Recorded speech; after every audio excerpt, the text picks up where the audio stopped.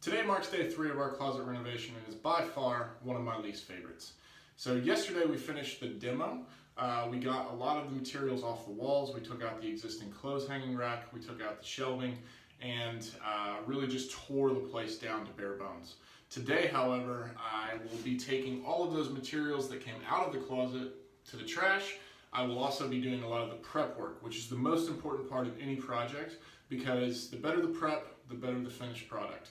And in this instance, there is a lot of excess material on the walls that I'll need to scrape away, sand down, and get into a nice state before we can apply any paint. So that's going to require a lot of spackling. Once I've finished with that though, then I'm going to be taking on one of the more challenging parts of this project, which is going to be leveling out the floors and getting those sanded down. It is not a big job. There's a very small area, so instead of renting a drum sander, which is what I would normally do for a project, where I have to get the floors kind of sanded down and prepped, I will be using a hand sander. So it's going to be a lot more labor intensive, but it will definitely be worth it in the end because I think the floors are going to turn out beautifully. The previous owner of the home had started this project downstairs. They had already sanded down and restained the downstairs flooring with a beautiful dark walnut, but upstairs, for whatever reason, they just decided that I guess downstairs was a pretty lengthy project and probably more labor intensive than they anticipated, so they only did half the house. So right now I'm in a little bit of a two-tone state. I've got a downstairs that's really dark brown, and then the upstairs has these lighter colored flooring, and I want to try and get those two to match. So in order to do that, there's actually a landing between the upstairs and downstairs where the staircase kind of goes up to a half level and then comes on up to the rest of the home.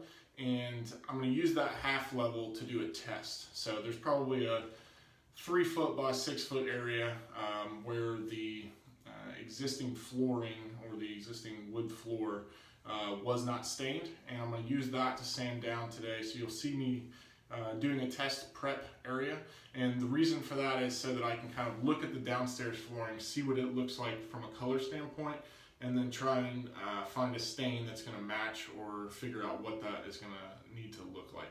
I won't be putting the stain on today, but if I can get everything prepped on that landing and then prepped in this room, I should be able to apply stain this week when we start to kind of do the planning and other things that need to be done. So again, just to recap on the plan for today, I'm going to take all these excess materials, throw those out in the trash. Where the walls have built up paint, caulk, things like that from where the original items were, I'm going to sand that down, scrape away the excess, fill in, spackle the nail holes, screw holes, go ahead and get all of the prep work on those done. Then I'm going to move on to the floors. The floors will be a little bit more of a challenge. I've got 2 spaces that I'm going to actually tackle today. So that landing that I mentioned earlier, I'm going to use as my test area because it's eye shot from the downstairs to the upstairs. So I'll be able to kind of eyeball whether the stain that I bought is going to be a match for the downstairs. Once I've done that, I'll be able to sand the closet that is located in the upstairs bedroom. I'll be able to make sure that, hey, okay, it matched on the landing, so now I can match that. I can use that same technique to match the closet so that the downstairs and upstairs are uniform. Then I'm going to be just kind of finishing the prep work by cleaning. So I'll be taking out all of the dust that was accumulated from the sanding job and really just getting everything cleaned up and done. For each agenda item that I tackle today, I'm going to be doing it in the following format. So I'm going to break it down with, here's all the materials that I use for that particular job. Here's the tools that I'm going to need to do it. I'm going to show you a quick example where I actually do one of the pieces of the process, but then I'm going to actually transition to fast capture where I will show you me working through the entire process. So what you'll see in each of these intervals is, hey, here's the materials I need, here's the tools that I'm going to be using, here's a quick example of how I'm going to be finishing that process, but then as I move through and actually do all of the areas that need that particular process, iteratively done, I'm not going to actually show you those. I'm just going to do a fast capture where you can see the room kind of come together in a very quick format. I'll do the same for the floors. I'll show you a quick bit, and then I'll show you the final product or me in the process, just so you can kind of capture, hey, here's the length of time that it takes. All right, so with our plan in place, I'm gonna go ahead and get to it. I'm gonna go ahead and start by getting all this excess material out to the trash, and then you should see some excerpts of me coming in and breaking down this process. Okay, so I've gotten all of the excess material out of the room. Now I'm going to move on to the first project, which is just going to be spackling the room down. Again, sanding those walls and removing any of the excess material so that we get a nice smooth finish. So here's the materials that I'm going to need to do that. The first material is going to be what I refer to as a 5-in-1 knife. But they've rebranded this as a 14-in-1 knife. They've added a whole bunch of extra features. It's the Swiss Army knife of demo and renovation. So it essentially has a lot of different tools on it. It's got a scraper, it's got paint opener, it's got a screwdriver now, can openers, pretty much anything you will need on a demo or renovation job. This thing has got it. So this is really, really handy. It's really great for taking off some of that dense, harsh material that has accumulated over the years. The next thing that I have is actually a trowel, and this is just a 6-inch trowel. I like to use a little bit wider one because it makes it a little easier to smooth the finishes. And the finish that I'll be using is just some rough spackling, and I'm going to be using that to fill in some of these nail holes from where I pulled the hanging rack off the wall yesterday. The other material that I'm going to use is just coarse 80 grit sandpaper. This is just to kind of really knock down a lot of that excess material. So from where the paint butted up to the original hanging rack, there is just a little bit of a lip here, and that lip is going to be easy to kind of scrape down, but then just use this coarse grit sandpaper to really rough up the area. And I can just use the coarse grit because we're going to be painting over that, so it doesn't need to be any fine grit or anything like that. The coarse grit 80 is generally what I use just to take off a lot of excess material. Another piece that I'm going to be using is just some caulk and caulk gun. I won't be using that on the walls, but down on the baseboards, whenever I'm filling in the gaps around the edges, this comes in really handy. Outside of that, those are the materials that I'm going to use for this particular portion of the job. So I'm just going to show real quick what I'm going to do, and then I'm going to go ahead and run through the entire room and take care of all of these areas. Alright, so first step is just to take off all of that excess coarse material and just scraping it down, taking off as much of it as possible. With the 5-in-1, get any loose paint chips, anything like that, knock these corners down. There's some depressions in the wall from where I was using the hammer to pry things away, so those are things that I will also fill with spackle. This is also not necessarily drywall. This looks like it was concrete board. This is an older home, so the concrete has kind of chipped away where I pulled out some of those nails. So the spackle will be great to just kind of fill in those areas.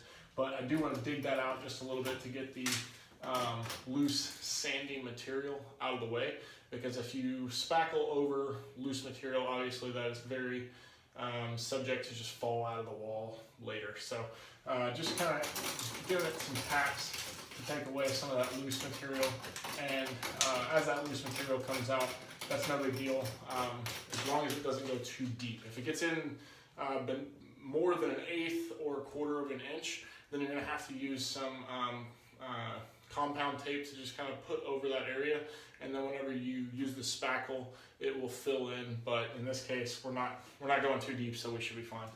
But again, just scraping that down, getting it nice and flat. In this instance, I'll use the sandpaper to just kind of go over it. I'll probably just take a little chunk off, sand it down so that it's nice and level, and then we'll use that spackle to fill in these holes. So just taking some of that coarse grit paper, I like to just get a nice handful so it's not hard to manage, but lost the paper. Again, we're just going to take that, sand down that rough edge, and you just kind of feel. If you feel excess material, if you feel a little ridge, then you haven't sanded enough, you want to do a little bit more. So,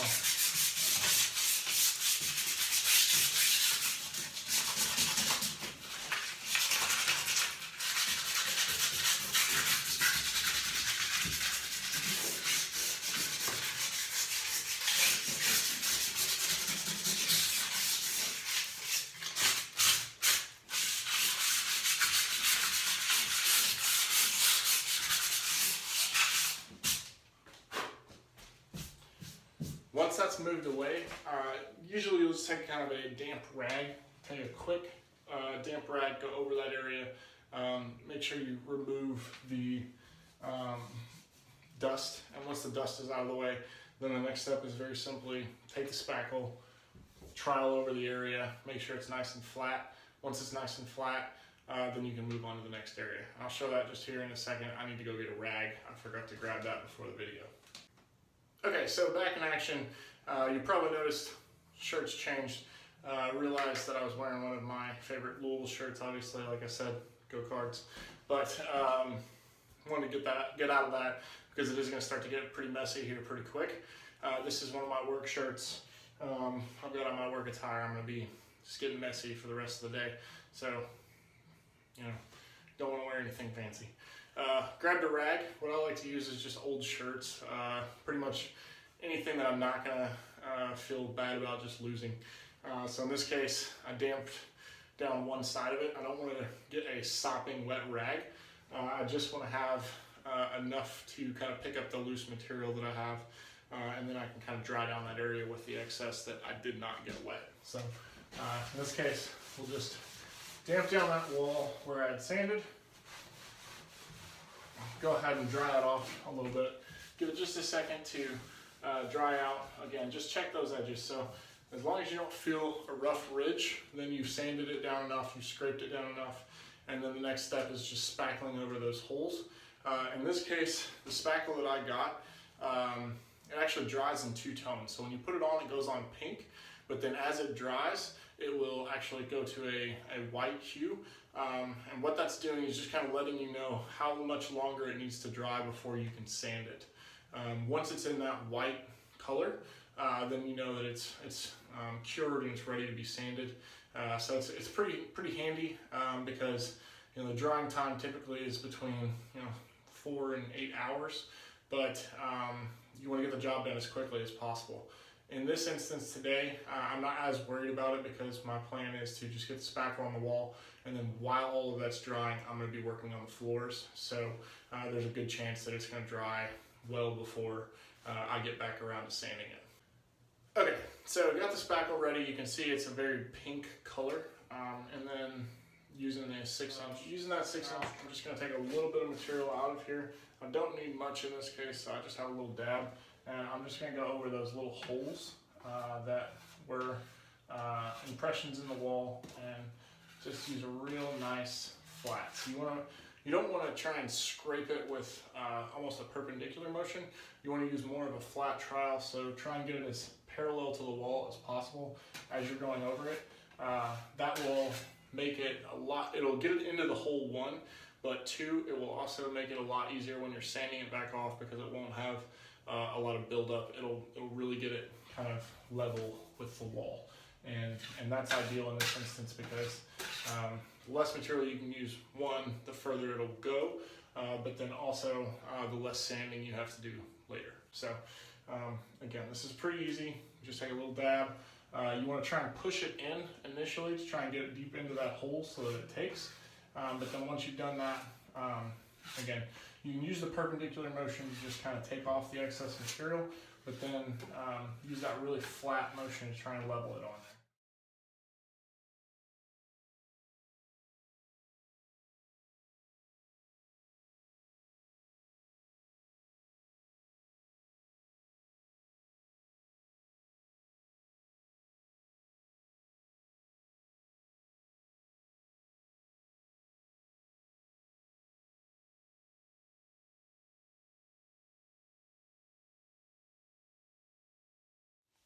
Okay, well I finished the worst of it. The sanding part is by far my least favorite, but I have gotten that all taken care of. Finally did go get a mask because it was starting to get pretty dusty in here and really dry up my nose.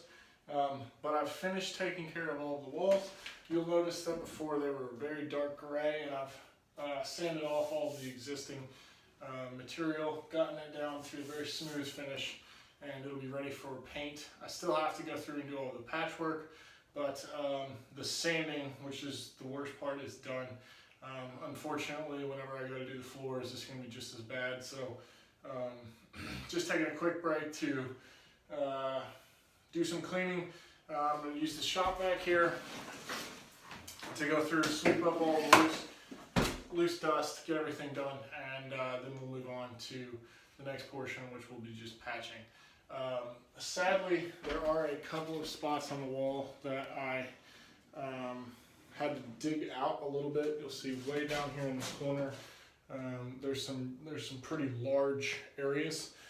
So those are going to require a little bit tougher material, something I have to run back to Home Depot, get some wood fiber to patch those in.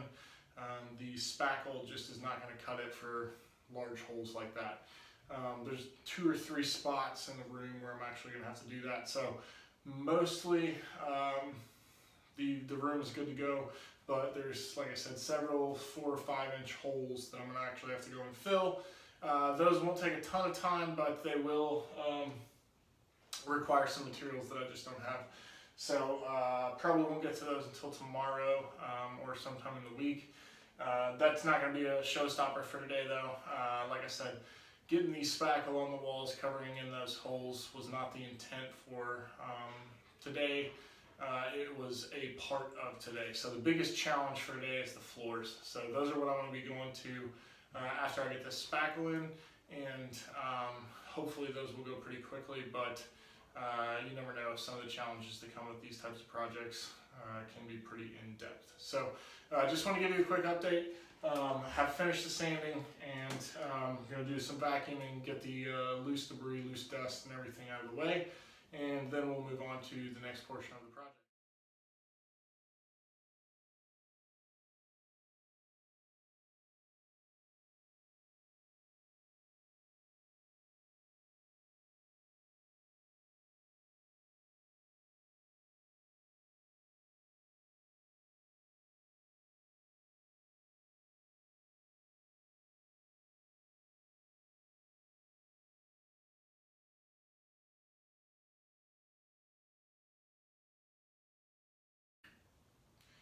Okay, so the immediate patchwork is done. You'll notice there's still a few spots that are deep gouges that I'm going to have to fix with wood fiber. The spackle's just not going to hold in those deeper holes. So for the most part, I've got the room fully spackled. I'll still have to sand, but for today, it's in good shape, and I'll be moving on to the floors now. But I just want to give you another quick update as to the progress. At this point, I have sanded, I've scraped, I've cleaned up all of the mess, and went ahead and spackled the walls in as best I could, except for the few holes that are too large to fill with the spackle. And like I said, next step will just be getting some wood fiber, filling in those gaps, and that shouldn't take long, but I just don't have the materials. So I'm going to go ahead and move on to the floors, so I'll show you how to do that here shortly. So there's just a really quick piece that I missed earlier that I wanted to go ahead and cover. So these baseboards underneath of where the shoe rack were did not get caulked, and I want to make sure to go ahead and take care of that right now. So I'm just going to do a really quick video on that. But basically all you have to do is make sure that the area is very nice and clean. Get a nice caulk gun and some trim caulk, and then go ahead and using the caulk gun, generally they always have a little cutter. I like to go in at an angle so that it gives me a nice bead. And what I mean by that is when you look at the tip of this, if you were just cut it off straight, then the caulk is going to come out in just one big blob.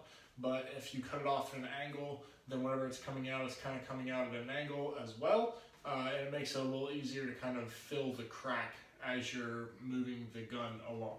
So when you're cutting that, just kind of put it in at an angle. I like to make it a little bit smaller because you can always take more away. But if you cut off too much, then your caulk's going to come out in a really, really big bead, and that's not going to be very helpful. It gets a little messy. So try and cut it a little bit smaller. You can always take a little bit more off. And then once you've caulked in the area, just take your rag that you were using before and your finger and just kind of go along that, and it will smooth it out into a nice finished product that will kind of join both the wall and the baseboard. So pretty easy process, but I forgot to mention that earlier, so just want to kind of do a quick tip on that. All right, so we finished the sanding upstairs, we finished the spackling, we finished all of the walls. Now we're moving on to the floors. So with the floors, we actually have a kind of progressive process where I have to sand those down. Again, I'm going to be doing that by hand as opposed to using a drum sander. So I'm going to be using a belt sander to do so. And I've got 3 different grit sandpapers. There's a 50, an 80, and a 120. So I'm going to start with that 50 grit. That's going to be a very coarse removal. I'm going to take off as much of the polyurethane and existing stain as possible. Then I'm going to move down and kind of get it to a finer grit and kind of get it to a finished sand, and then I'll use the stain over that. On the downstairs level, the previous owner had stained this a very dark walnut brown, which I loved, but unfortunately they didn't actually finish the process. So whenever they moved to the upstairs level, I guess they either got tired or just didn't feel like doing it anymore. So you'll notice that the upstairs level is a lighter hue and just not as well done. So the benefit of this is that I can actually see that downstairs level while I'm doing this midsection. So as I mentioned earlier in the kickoff video, this will be a test landing for me. I'll use the grains to go ahead and sand this level down, and then throughout the course of the week, when I stain this, I'll be able to kind of match and see how much stain I need to apply to match the lower level. Once I've achieved that, then I'll just replicate the process in the closet, and that way we'll get a nice consistent finish throughout the entire house. So for now, the process today is just going to be sanding this down using the 3 grains of sandpaper that I mentioned, and then once I've sanded this, I'll move on to the closet, sand that down. So I'm going to go ahead and start sanding now with this. I've got the 50 grit sandpaper installed, and I'm going to go ahead and tackle this pretty quickly. So I'm going to go ahead and put that in fast motion for you, so you should be able to see how easy it is to just go ahead and remove this varnish and polyurethane that's currently on there today.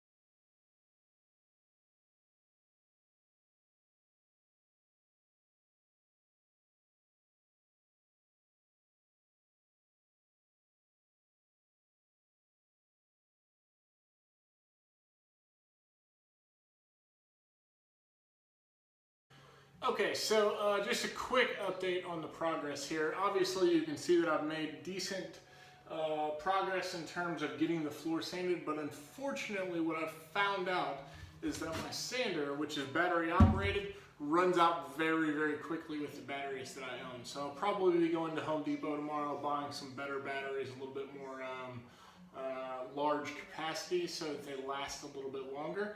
Hopefully if I get 2, I can kind of cycle those in and out. When one runs out, I'll be able to change into the next and be able to finish out the floor here. If not, then the upstairs floor is going to take a very, very long time. But with that said, today, given the short capacity of the small batteries that I do have, while I'm waiting on those to charge, I'm going to be doing a similar process with just hand sanding pads around the corners. So with the belt sander, it unfortunately does not allow me to get in very, very, very close to the edges. So it's probably hard to see, but you can probably notice that dark brown line around the outer rim of the area that I already have sanded. And that is because that's as far as the belt sander will go. So to finish that last little bit, I'm going to have to do that by hand.